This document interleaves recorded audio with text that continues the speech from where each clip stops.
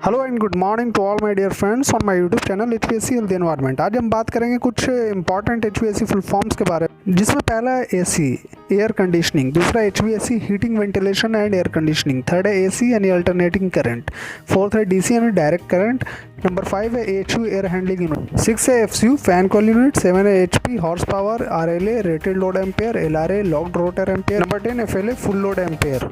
11th ASHRAE यानी American society of heating refrigeration and air conditioning engineer. 12 हो गया friends BAS यानी building automation system, फिर VRF variable refrigerant flow, VRV variable refrigerant volume, BTU British thermal unit,